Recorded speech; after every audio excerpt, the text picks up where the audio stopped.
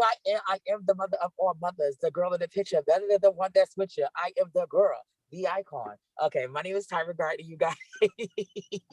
Nice to meet everybody. I am the supervisor at the Pride Center, which is located at 17 Academy Street, downtown North New Jersey. I'm glad to be here. Hi everyone, my name is Esperanza. I use she, her pronouns. I'm currently in San Diego on Kumeyaay Island, and I'm a graduate student in the American Studies program. Okay. Thank you very much. And my name is Erin. I'm the Transgender non-binary graduate coordinator. And we have Christina from Queer Newark Oral History Project with us as well tonight.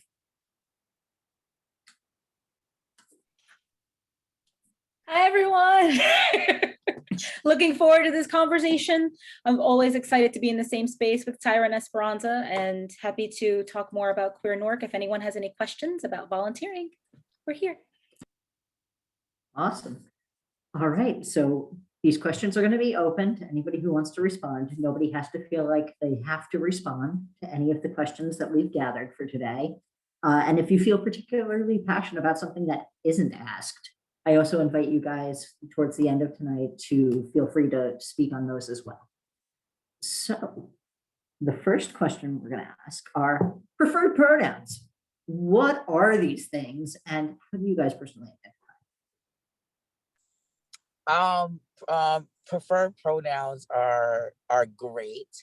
I'm glad that however this came about, started in our community, because it's a way for people to understand and learn how to deal with or be around or address certain individuals in their own authenticity. Is that how you say it?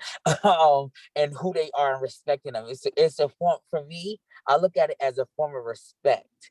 Asking someone what would you like to be preferred to be called, because it can be a look, it can be a different, but you don't know how somebody's feeling on the inside on that day, and whatever they wanted to be addressed or be called that day. Learning those pronouns is a great way to just have a great conversation and respect people. I'm pro pronouns. What was the question again? I'm sorry. What are preferred pronouns and what are your personal preferred pronouns? So the pronouns I use are she and her. I got the question wrong. I'm sorry. Wait, no. You're good. Like, you're so good. This is, I think, there's 8 of us here together. There's no mistakes possible. We're just here hanging out and chilling and learning. And the way you explain something might not be the way I explain something, but that's the beautiful part. And so no apologies. And so the oh my God, Angela Rain is here. Okay, I'm stoked. I love her. Okay. So I'll let Angela Rain introduce herself in a second. But as how I know it, so I'm a little old. And so when I was in college, I did my undergrad in Southern California. And I worked at the LGBT Center, and back then, oh my gosh, it's forever. But back then we talked about them being PGPs, preferred gender pronouns. And then it evolved to be preferred pronouns. And some people call it just pronouns. And so different generations are going to refer to it a little differently. I grew up with PGPs, but basically it's this is how you respect me. When you talk about me, this is how you talk about me. And if you're not about that, then I'm not about you.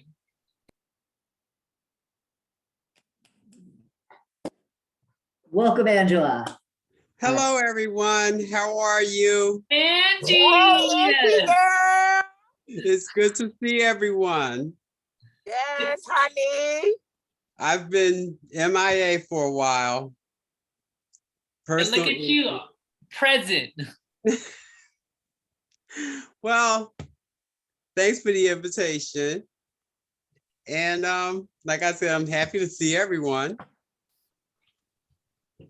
Thank you so much for coming tonight.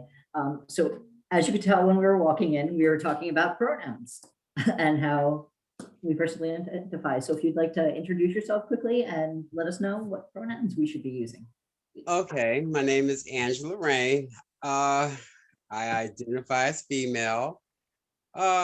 Miss, Ms, used to be Mrs. And I'm a publisher and a writer. I own the first African-American transgender publication in New Jersey. And I'm blessed to be up there in age. I have a birthday coming up Saturday. Okay, happy birthday. Okay, happy birthday, Miss Aries. That's it for me. All right. And my pronouns are she, her, and icon. Mother. Okay. All right. Where did I fall in the conversation? Right after the first question, which we've already answered. Oh, okay. So we're just getting in there. Exactly. Okay. So I'm going to ask the next question that we collected these questions before through Reddit and edited and chose which ones we were going to ask tonight for specific reasons.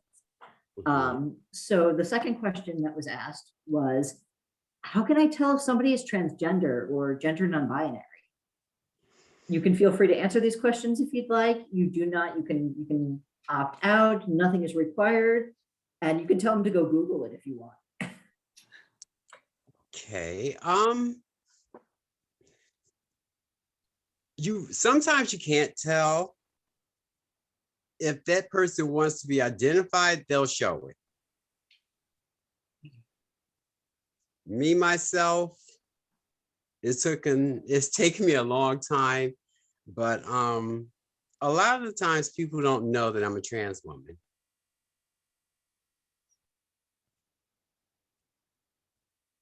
I totally agree.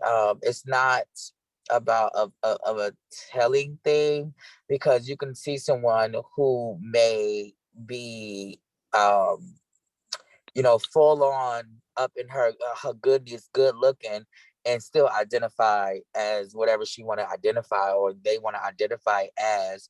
So it's no really specific things to really say that, oh, I can tell you're this, because it can be something else. Yeah. I had that experience yesterday, and I kind of felt embarrassed because I was in a store and it was a trans man there, and I wasn't particularly sure, but his chest kind of gave him away. Other than that, you would not have known. So I kind of felt embarrassed because I really wanted to say, are you a trans man? Yeah. But, yeah, I just said, well, no, I'll leave it alone and just be respectful. He was respectful, and, he helped me and I made my purchase. Yeah, I feel like it's kind of like, at least like the way I see it, it's kind of like gaydar or transdar. Like I'm in the community, and so I feel like it's easier for me to like connect and tell with someone. Like, not that I'm gonna try to clock them on the spot and like try to like out them in public, you know what I'm saying? Because for some people that's not safe. But I think that for me, like for people outside the community, you can't really tell. And since you can't really tell, then just ask people like, hey, what's your pronoun? And then they'll let you know who they are. And then they're like, they may identify as trans, they may not identify as trans, but like, as long as you're starting off with pronouns and with respect, then you'll be okay. Like, I feel like I can, as it's kind of like speaking, I don't know how to describe it. Then like, I can tell when someone speaks Spanish, or when they don't, or like, I can tell when someone's in the community or not. Like, I have a sense about it. It's not 100% accurate, but like, I think it exists. Well, I tend to not, if I suspect, I'll put it that way, I really tend to not ask them about their pronoun, their sexuality, their sex. First of all, I just want to know your name, and then we'll take it from there, because you may look like Mike and your name is, Cynthia. So it's like, I don't even dwell into people things like that. If they want to volunteer it, then okay. I love that plant. Mine's will not grow like that. Oh, the pathos. Yeah, I have one. Mine's isn't that long. I love it. Yeah, just real quick, like I have like 9 plants. Like we got one right there, we got one right there, we got some up there, we got one right there. I like plants. Girl, this Okay, place Mark. Okay, Martha Stewart.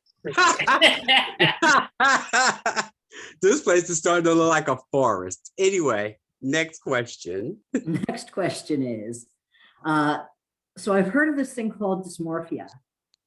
What is it? And have any of you ever had any experience with it before? No, What is it called? About it. Gender dysmorphia? Oh yeah, I was. That's a joke. I was diagnosed with that 1,000 years ago, and that was society's way of saying we were crazy.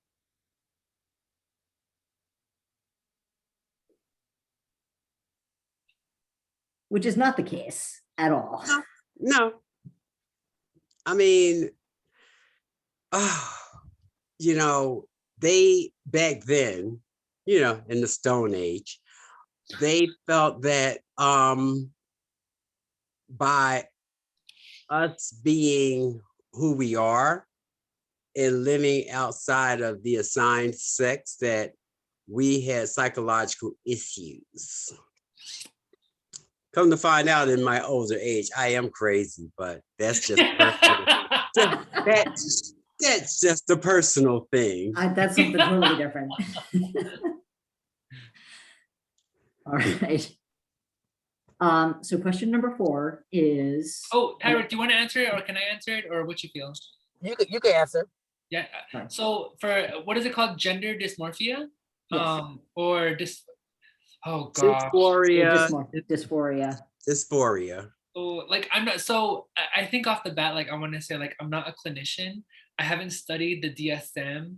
Like I'm not a psychologist. Like I don't know how to like diagnose things and like work within the system. And so I think that for me, like that's a pretty clinical term, and I'm not sure of the difference between dysmorphia or dysphoria. All I know is that like there was something different about me, and I've been seeing a therapist for like 10 years. And after like talking with different people for like 10 years, I was like, I think I'm ready. I think like this is what I want people to call me. This is my name, and this is who I'm like gonna try to be. And from their clinical perspective, they use whatever label they need to get their insurance to give me my hormones and my surgeries. And it's like they like, you know, like they can call it what they want. Like all I know is that like I'm not okay the way I am. I want to change. And if this is the avenue that I can go, then sweet.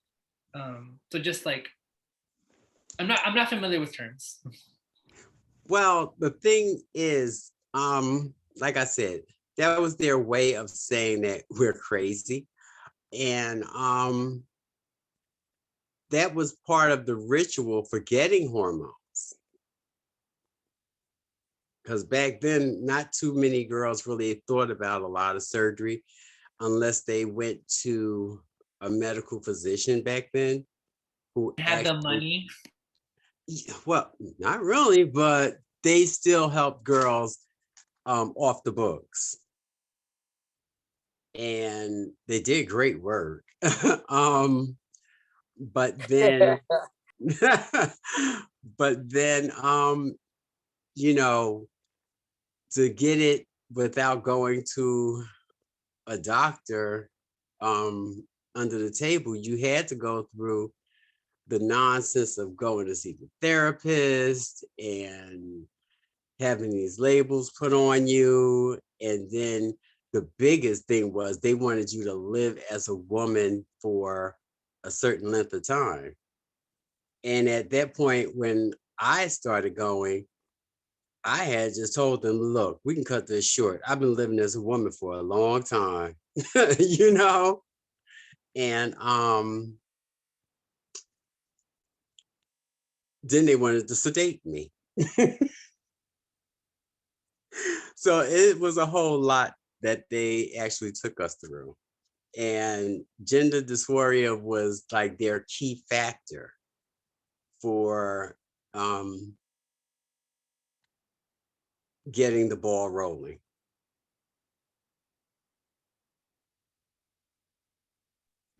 Thank you. I didn't know those things. Thank you. So our next question actually builds on this a little bit. Come on, Angie, with the history. Yeah, you know what I'm saying? Ancient history, right? It wasn't By that ancient, you mean long like ago. 5 years ago. Girl, we talk about during the Flintstone era. Okay, here we go. I'm dead. So what's the next question? Sorry. So the next question is, when did you start to realize or question your gender identity versus assigned at birth, and when did you come out? Or have you Ooh, come out then? Okay, okay. look. See, now you trying to take me way back in the back of my skull where there's cobwebs. Okay? Hey, these questions aren't me. I'm sorry. I can go. Um, I can go. You want me to go please first? do, because it's gonna Okay. take me a minute for So this one. so for me, I was in my first pair of heels at 4. I think I've noticed and knew I wanted to be a girl. I was probably like around maybe 8 or so, knowingly.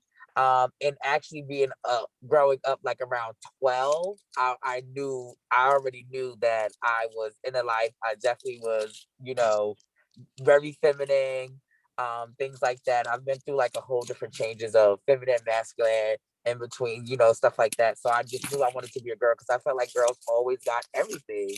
And, and I was just like, but it was hard for me to like, accept the fact that I was like, in that space or whatever. I just kind of denied it a little bit. Didn't really know much about it, didn't know it really exist, really. But I knew I wanted to be a girl. My coming out was like not even like a come out. It was like Wait till it's like, it was kind of like a okay, what's going on? So I just came out and was dressed and it didn't take it off. just a pose, little it something became weren't it you? became it became my norm. It became me. It became, everything that I stand for. And honestly, I pay a homage to Halloween. Halloween got me started. Halloween, you get to dress up, you get to do what you want, or whatever the case may be. And that's when it was. I came out like that. Just was like, hello, I'm here. It is okay. Go team. Well, for me, I've always felt like a girl. Since I was young, I've always hung out with the girls, did what the girls did. And I had a little boyfriend when I was about the same age you were, Tara, like 8. But then when I started getting into the reality of things, everything became a process. Because I transitioned at 16 and I'm about 1,000 now. And it was crazy. And I really kind of grew into womanhood because I wanted to go through the stages. I didn't want to just jump into the stages. I wanted to go through it. And like I said, it was a process. I had my ups and downs like other girls. And what a lot of girls are going through now, I kind of experienced already. So yeah, it's been a process. And at this point, I just consider myself a woman.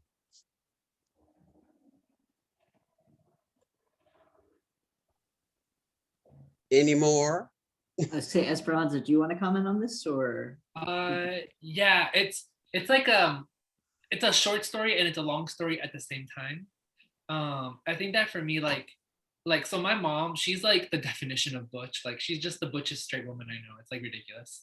And she, like, I just remember being like 4 years old and like emulating her. And one of the things that she did was like she shaved her legs, and I like loved that.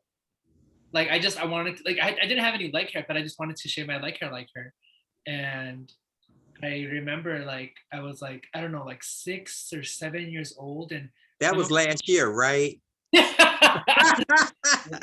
and I remember, like, her sister, my tia Xochitl, then my aunt Xochitl, like, she's the one that was feminine and had all this lipstick and all this makeup and all this jewelry and all these smells and all these powders and all these dresses and all this glitter. And like, I remember, like, I like sneaked into her room, put on some lipstick, and was like, oh, like, you know, when you just like feel yourself, you're like, I don't know what this is, but this is good. Yeah. And it's like, I don't think I assigned it to a gender so much. It was just like, this is how I want to express myself. And my cousin is like, we weren't out then, but like, my cousin is gay and my brother is gay. And so I'm hanging around with like all these like Mexican sissies, like when we're just playing in the backyard, like doing like our own little like stretch shows. And for me, I don't think I realized like I wanted to, like, I knew how I wanted to express myself, but I didn't want to, I was too afraid of the retaliation of like my parents or my community. And so it wasn't until I did a drag show in college, it was called Divas in Denial. And we did a show to Beyonce's Love on Top. I was busted, but I had so much fun, and I had a pair of heels and I felt cute. And I was like, I don't want this to be something that's left on the stage. Like, this is something that makes me happy, and this is something that I want to be and do and exude. And so in a similar way, like, I grew into my womanhood from that point on. Right on. I just love hearing these tales from these little babies. They're just such little babies. You know, it's crazy. I'm gonna say this briefly, that going back is totally different than now, because back then it was so much to worry about, you know? And for me to come out to be a girl at such a young age in Newark, of all places, it was very fearful to walk around during the daytime as a woman.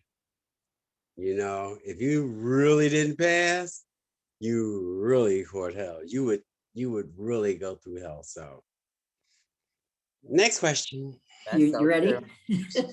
Yeah. All right. The next question is, it seems like there are a lot of trans and gender non-binary folks today. Is this a trend? Oh, wow.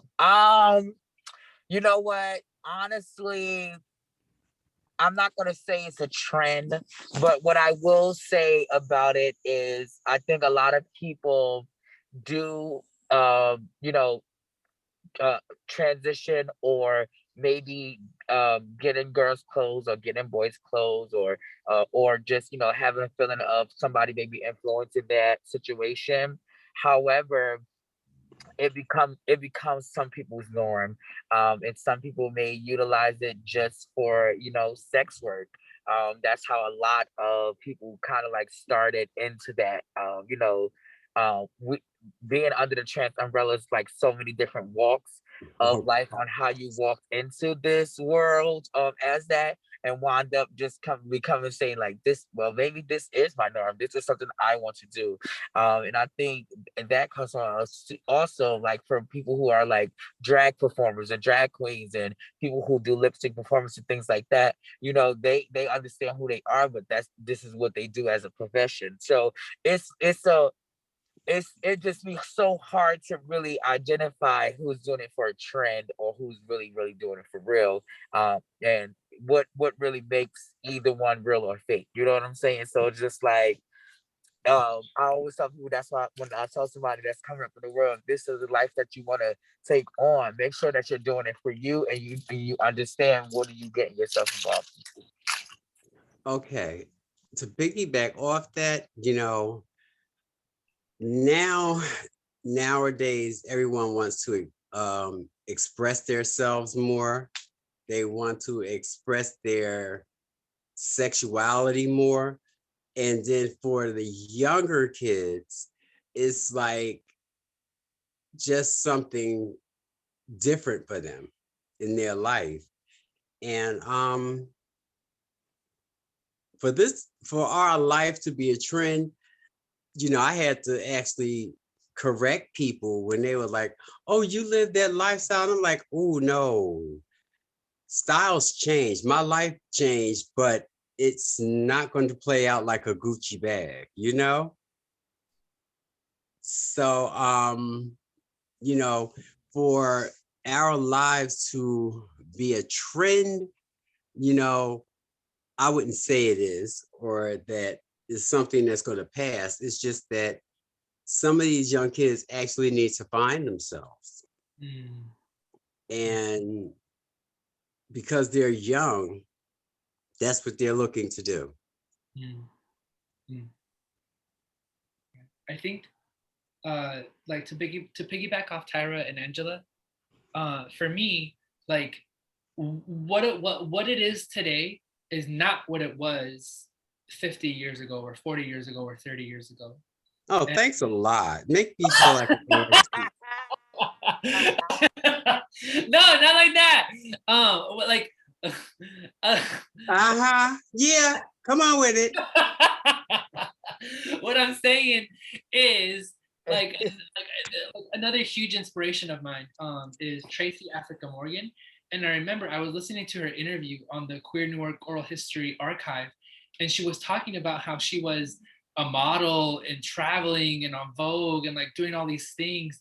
And then she was doing a photo shoot for Essence magazine that was like Egyptian themed, and she was all cute and she had her gold and like she had her wind. And then like one of the like someone in the community like clocked her and told like the staff like that, that's a man, right? That's what they said. And like then like the photo shoot stopped.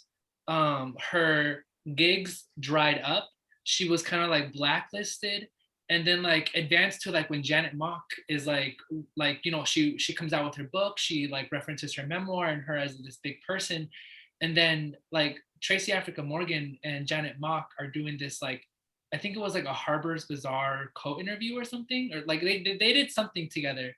And like it's like now she's like being like rescued after being erased for so long. And like, Tracy didn't go anywhere. The only thing that changed was people's perception of us.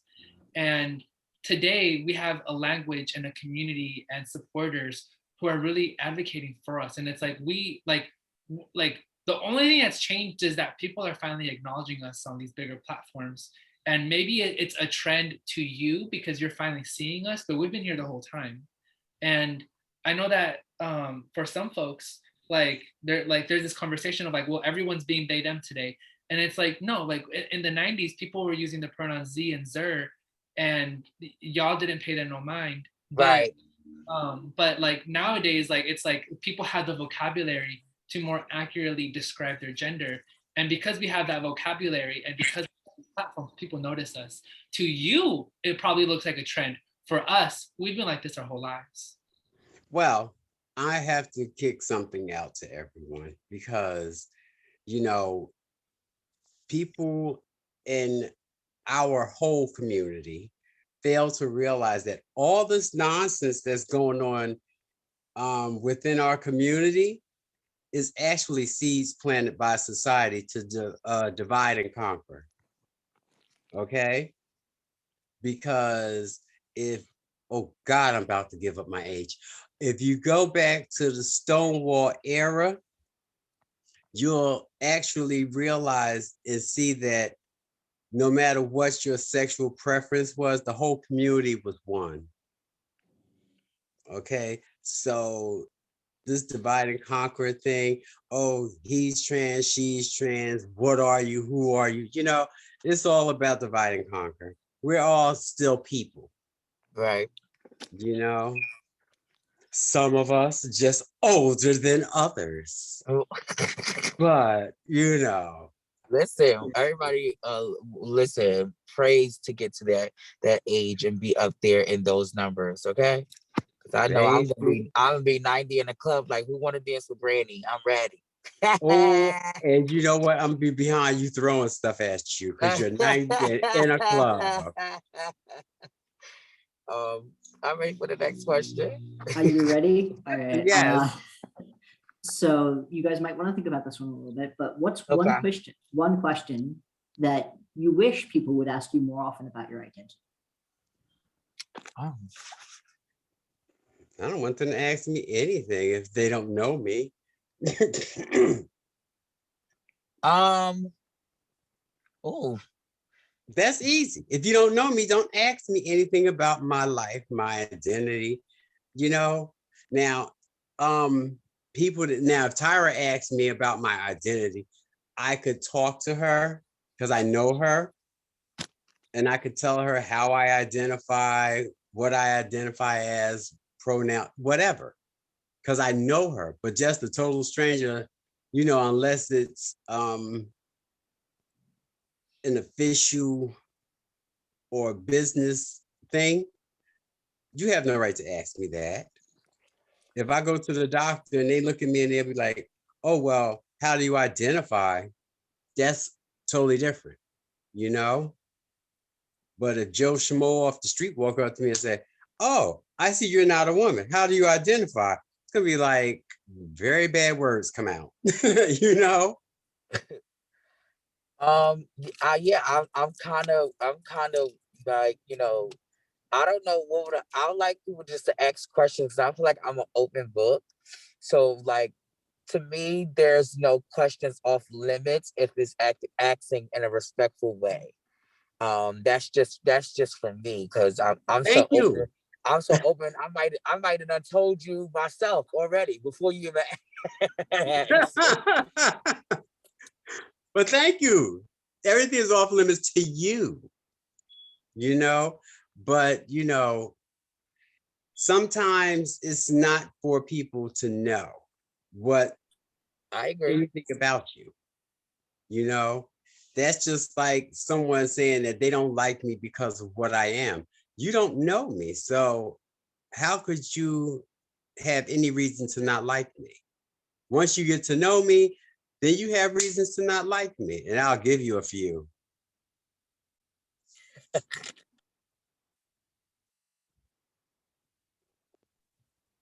Any more questions, answers? There are a bunch more questions. Well, not a bunch, maybe about 6. I'm not going to keep you here forever. No, I mean, we answered that one. So And it was awesome. The follow-up question that was, what questions do you wish people really wouldn't ask? The ones that make you go, oh no, honey, you need to go Google that. And some other choice words in addition to that. What other question? Wait, repeat the question again. I had a senior moment. What kind of questions do you wish people wouldn't ask you? Wouldn't ask me? Yeah. What is my income? What kind of work do I do? Those questions I really wouldn't want people to ask me if they don't know me.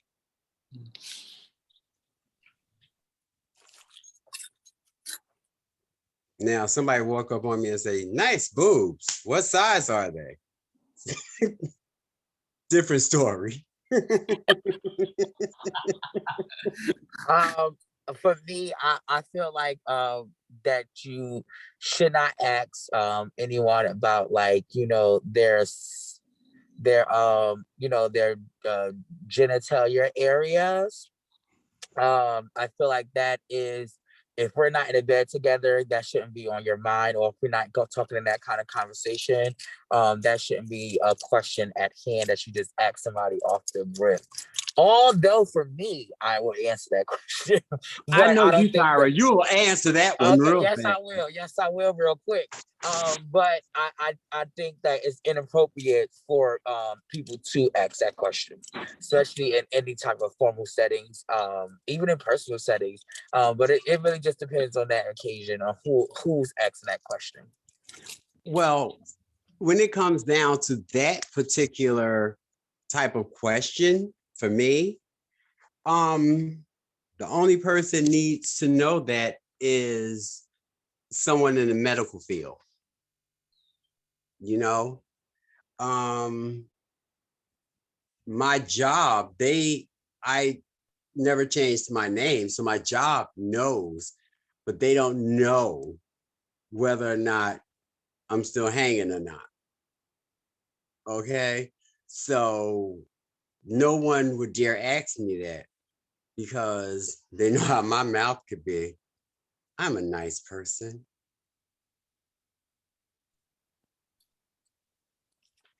Next question. All right. What are some of the stereotypes about trans women and gender non-binary folks that you absolutely hate? That we're all sex workers. Um, That's the top of the list. that we all are bottoms. Like, Ew. oh my God. We like other stuff too. Damn Ew. it. I'm a lady. Oh, Oh God. Leave it Yeah. to Tyra. Leave it to Tyra. well, just to Angela, like something you reminded me of is sometimes I'll go on dating apps and like I want to say like 9, like in my experience, like if I'm talking to someone, like at the end of that conversation, they'll be like, "Oh, so how much do you charge?" or something, or "How many roses do you want?" And like, you know what I'm saying? It's like there's always the assumption that like if we're gonna exchange sex, then we also have to exchange money. And I was like, I talk to these guys and like, you know, I try to get to know them and like their experience because like I only own my trans experience. I do not have the experience of some heterosexual guy that likes to date trans women. Like I don't have that experience. But like when I ask these men, like, you know, like for in your experience, like what are the proportion of like girls who are on these apps who like do sex work? And they're like, oh, it's like 8 out of 10, 9 out of 10, like a lot of the girls do. And so like then they operate that assumption that like, you know, I'm just here to get money. And you know, maybe one day in this world, like I'm gonna be put in a place where like that is gonna be my reality, but it's not my reality now, and I don't like to have people live on the assumption that that's how I live. Well, let me let me say this because I scare them away. When they find out that I have my own apartment, that I have a job, I have a car, it's like, oh, I can't do nothing for you financially, so this is not going to work. You know, and it's like I'm not dependent on a man to take care of me. And they feel that their power is giving me money, you Right. know. Being But emasculated and feel like, yeah, so it's like that's one of the main misconceptions that kind of gets to me. yes, and the fact that they think that everyone who lives in a trans experience shake their purse because they feel like we can't find love out here, genuine, true love out here. I'm like, everybody goes through problems and issues. We're not just the only ones. But I don't think you're gonna try to talk to me because you're trying to scam me. You're trying to get taken care of or anything like that. I don't shake my purse for no one unless you're shaking it for me. What I said? Oh, you know, okay, that's been answered. That upped the TV rating a little bit. Okay. So the next question is, what is one of your favorite things about who you are as a person? Well, I've grown to be a strong woman, you know, and I really like that about myself, even though, you know, I'm gooey in the middle. Um, you know, I just like my life, you know, that I've grown into, you know.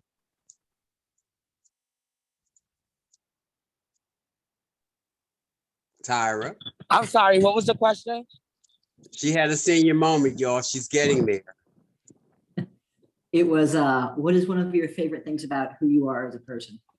Oh, my favorite thing is I don't give a fuck. I'm sorry. Can I say that? I'm sorry. Oh my God. I'm sorry. My favorite thing is that I don't care what I'm not, I've been in that point where I cared about everybody, cared about what everybody did, cared about what everybody say. I don't care anymore. So I think that's the best thing about being me is like I don't care. I don't care. I don't care. And Well, my confidence is so high. well, you know what? I kind of identify with Tyra on that because I really don't care either. But it's just that I'm that person that also don't want to be bothered, you know, because like I'm a people person and like Tyra said, I don't care anymore so far as what people think or what they do or what they want me to do, you know. No, it's about me, you know, in my life. Okay, next. Wait a minute, I'm throwing Esperanza out on this one too. Oh, where you at, girl? I'm gonna bring this Hey. self-positivity in. I think that for me, like the thing that I like the most about the first thing I was gonna say was like I'm a pretty good organizer. Like it's like I'll be the one like organizing a party or like trying to get nice stuff or like I'll get you a really thoughtful gift. Like I'm that girl. You want to come over my house and organize? Let's I go. got enough for you to organize. Let's go. Invite me. When the pandemic's up, let's meet up. I'll be out and we'll make it cuter. And I think the thing that like the thing that I love about myself is that I have a God that I know that loves me and that's there for me and that like is this like force that gives me like this love, this courage, this serenity, this wisdom that I didn't have by myself. I think like for myself, like a part of my transition wasn't just physical and it just wasn't just mental, it was also spiritual. And like being in a place where I was pretty down and needed someone to be there for me, like I prayed about it for a lot of years to be like, God, is this my right path? Is this my right path? Is this my right path? And I woke up one morning and it was like 6 a.m. or something. I never get up that early. And like, like there was like this like sunrise with like baby blue and like pink and like a little bit of white and it looked a little bit like the trans flag. And like for me, like that was God's green light, like, yeah, girl, like you want to do this transition thing, go do this transition thing. And so for me, like I love that I have a God in my life that like is there for me. I'm loving the positivity. So we've got 3 questions left. They aren't as radical as they could be, but the next question is, how can I be more supportive of the trans and gender non-binary community? That's pretty simple. It's really about, respecting everybody's walk of life. It's about owning up and speaking up when something is wrong. When you see something, you say something. Supporting each person in their own walks. Getting out there and getting in the community with them. Taking down these legislators and these people at higher power and put our girls in positions where we don't have to just be secretary and things like that. Give us girls these real jobs out here. We're worth more. I have a real job. I drive them crazy. That's what I do. Okay. But no, honestly, Tyra is right because society, government, they're trying to keep like the whole community boxed, and then they want to divide and conquer so that they feel they're in control, and sometimes I think that as a community we're a bit naive because we allowed this to happen. And I don't conform to what society wants me to. I don't let them box me, I take my life in control of my life. Just like with my job, I told everybody, I told the supervisor, I don't give a shit about this job, you know? And, you know, it kind of shocked them because I said it in such a nice way. So I thought, but,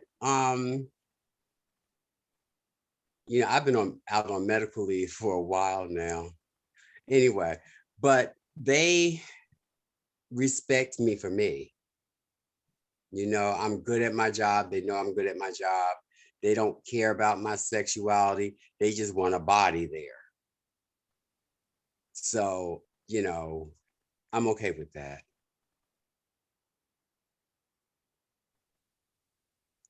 Is that good enough? That was amazing. Does anybody else want to add on to that comment, or are we ready for the next one? I'm sorry, what was the question? It was the same one. We haven't gone anywhere. Oh, okay. I was making sure. Okay. And I'm the older one. Isn't that special? What the question was, what do we wish people would do for trans people, right? How can they be more supportive of the trans and gender non-binary community? I think like for me, the first thing is like we all come from different walks of life, and we're all in different positions of power. Maybe like we're a barista at Starbucks, or maybe like we are like an administrator in a philosophy department, or maybe like we just like have our own family at home. And I forget like how much power, like I think folks forget how much power they have to like use what they have to do what they can. And like the first thing that came to my mind was like it's just like for it's significantly easier to get things like hormones, but things like making sure the documents have the name that you want to use and not just your legal name are important. And making sure that like folks know that you're supportive and that you'll show up if something happens. Like I think like for me, I don't always know if someone's going to be supportive or not, so I'm just always on my guard, and that's how I live.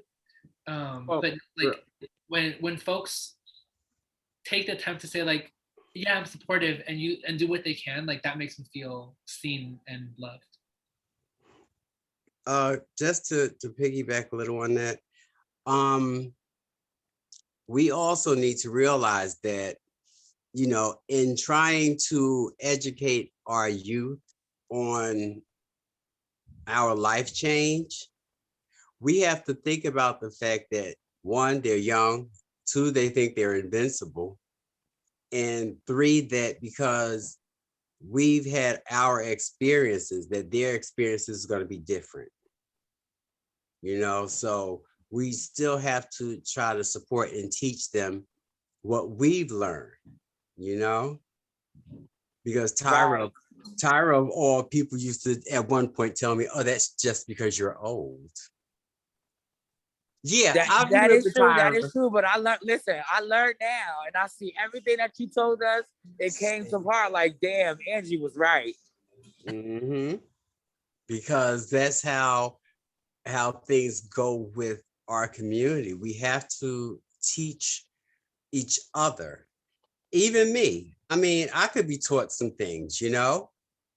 I'm not exempt. I tell people I'm not grown, I'm an adult. Every day you live, you learn. And when you say that you're grown, that means no one can teach you anything and that you know everything. Is that supportive enough? That's amazing. So the last question we're going to ask you guys is, what kind of activism can I get involved with in Newark to try and be a better ally and be more active in the community and help out the community? The two biggest entities in Newark are Rutgers and the LGBT Center. They have other little things that's, you know, community based for our community, but they're not really doing anything. That's just a title, you know. and just support one another the best we can, especially in Newark. I live in Linden now, and to me, there is no community out here. And if there is, I'm not going to try and dig them up, you know, because it's just, I don't even know how to put it. So much that needs to be done. I mean, Newark is taking baby steps, but there's still so much that needs to be done. And I mean, the African American Office of Gay Concern, I love Gary Paul because he is someone else from the Stone Age. So he know how it is to have the whole community, you know, not just the gay men or the lesbian women or the transgender men and women. He know what it is to have the whole community together as one. So yeah, basically those are the three agencies, entities that we have to support in Newark, that is. I don't know if you can see, Gary Paul was here. And you might want to get him back later because I think he just missed you calling him out before he left. And he called you out on it. Well, like I said, I totally agree with Angie. Like it's just about showing up and being there. Yeah, it's not about showing up and showing out, you know. Not getting it for clout, not doing none of that. You're doing it because you genuinely care, and you're doing it from your heart, you know. Mm-hmm. That's it. All right. Well, I want to say thank you guys for coming out tonight and being willing to answer questions and yes, for everything. I greatly appreciate it. No, everybody else does as well. So again, thank you so much. You're more than welcome, love. You're more than welcome. All right, everybody. Welcome. Good night, everyone. Deuces, be breezy. Stay. Night, night, Tyra. Bye, everyone. Have a good night. All right, baby. Good night. Thank Good you. night, Aaron. Good night. Thank you so much. All right, baby. Y'all be safe. Always.